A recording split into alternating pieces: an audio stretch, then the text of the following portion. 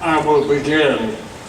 When in the course of human events it becomes necessary for one people to dissolve the political bonds which have connected them with another, and to assume among the powers of the earth the separate and equal station to which the laws of nature and of nature's God entitle them, a decent respect to the opinions of mankind requires that they should declare the causes which impel them to the separation. We hold these truths to be self-evident, that all men are created equal, that they are endowed by their Creator with certain inalienable rights, that among these are life, liberty, and the pursuit of happiness.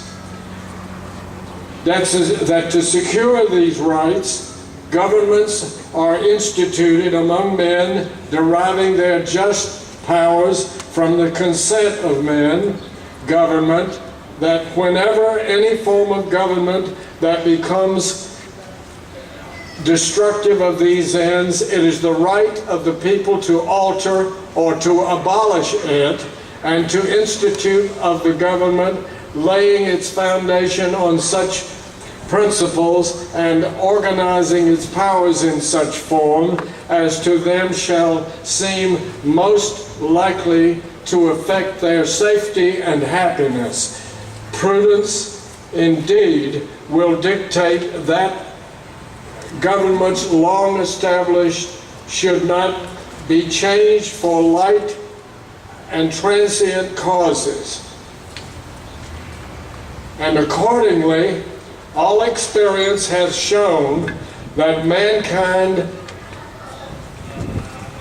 are more disposed to suffer, while evils are sufferable, than to right themselves by abolishing the forms to which they are accustomed. But when a long train of abuses and usurpations, pursuing invariably the same object, evinces a design to reduce them under absolute despotism, it is their right, it is their duty to throw off such government and to provide new guards for their future security.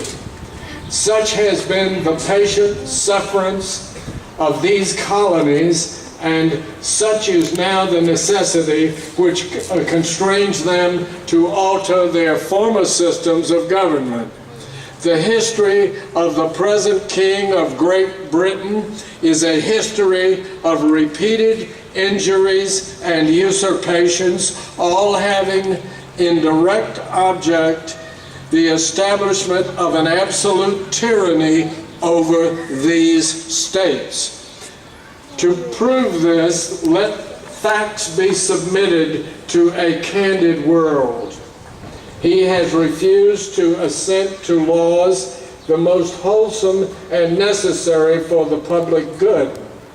He has forbidden his governors to pass laws of immediate and pressing importance unless suspended in their operation till his assent should be obtained.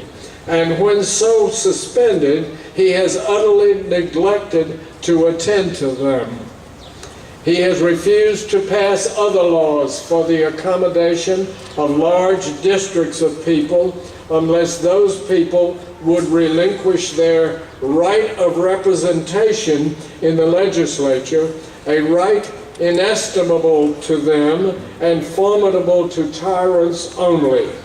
He has called together legislative bodies at places unusual, uncomfortable, and distant from the depository of their public records, and for the sole purpose of fatiguing them into compliance with his measures. He has dissolved representative houses repeatedly for opposing with manly firmaments his invasions on the rights of the people. He has refused for a long time, after such disillusions, to accuse others to be elected, whereby the legislative powers, incapable of annihilation, have neglected to the people at large for their exercise, the state remaining in the meantime exposed to all the dangers of invasion from without and convulsions from within. He has endeavored to prevent the population of these states for that purpose, obstructing the laws for naturalization of foreigners, for refusing to pass others to encourage their migration hither, and raising the conditions of new appropriations of land. He has obstructed the administration of justice by refusing his assent to laws for establishing judiciary powers. He has made judges dependent on his will alone for the tenure of their offices and the amount and payment of their salaries. He has erected a multitude of new offices and sent hither swarms of officers to harass our people and eat out their substance. He has kept among us in times of peace standing armies without the consent of our legislatures. He has affected to render the military independence and superior to the civil power. He has combined with others to subject us to a jurisdiction foreign to our Constitution and unacknowledged by our laws, giving his assent to their acts of pretended legislation, for quartering large bodies of armed troops among us, for protecting them by a mock trial from punishment for any murders which they should commit on the inhabitants of these states, for cutting off our trade with all parts of the world, for imposing taxes on us without our consent, for depriving us in many cases of the benefits of trial by jury, for transporting us beyond seas to be tried for pretended offenses, for abolishing the free system of English laws in a neighboring province, establishing therein an arbitrary government and enlarging its boundaries so as to render it at once an example and fit instrument for introducing the same absolute rule into these colonies, for taking away our charters, abolishing our most valuable laws, and altering fundamentally the forms of our governments, for suspending our own legislatures, abolishing our valuable laws, and altering fundamentally the forms of our government, for suspending our own legislatures and declaring themselves invested with power to legislate for us in all cases whatsoever. He has abdicated government here by declaring us out of his protection and waging war against us. He has plundered our seas, ravaged our coasts, burnt our towns, and destroyed the lives of our people. He is at this time transporting large armies of foreign mercenaries to complete the works of death, desolation, and tyranny already begun with circumstances of cruelty and perfidy, scarcely paralleling in the most barbarous ages and totally unworthy the head of a civilized nation. He has constrained our fellow citizens taken captive on the high seas to bear arms against their country, to become the executioners of their friends and brethren, or to fall themselves by their hands. He has excited domestic insurrections amongst us and has endeavored to bring on the inhabitants of our frontiers the merciless Indian savages whose known rules of warfare is an undistinguished destruction of all ages, sexes, and conditions. In every stage of these oppressions, we have petitioned for redress in the most humble terms. Our repeated petitions have been answered only by repeated injury. A prince whose character is thus marked by every act which may define a tyrant is unfit to be the ruler of a free people. Nor have we been wanting in attentions to our British brethren. We have warned them from time to time of attempts by their legislature to extend an unwarrantable jurisdiction over us.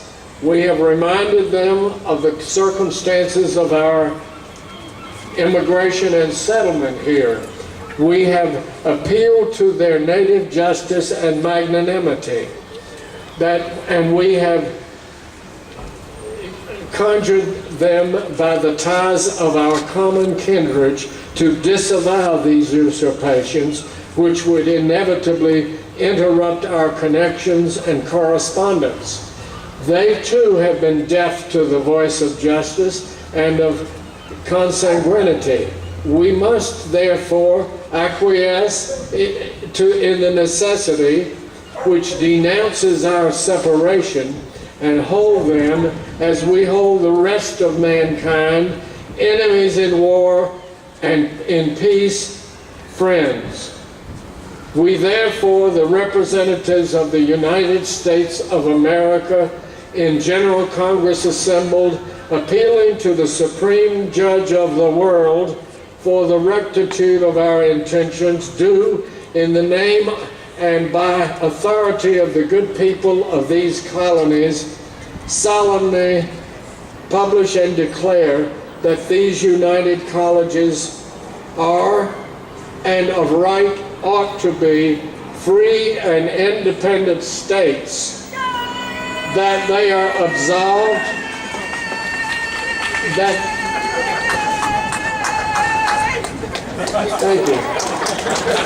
that they are absolved from all allegiance to the British Crown, and that all political connection between them and the state of Great Britain is and ought to be totally dissolved, and that as free and independent states they have full power to levy war, conclude peace, contract alliances, establish commerce, and do all other acts and things which independence may of right do. And for the support of this declaration and firm reliance on the protection of divine providence, we naturally pledge to each other our lives, our fortunes, and our sacred honor. Here.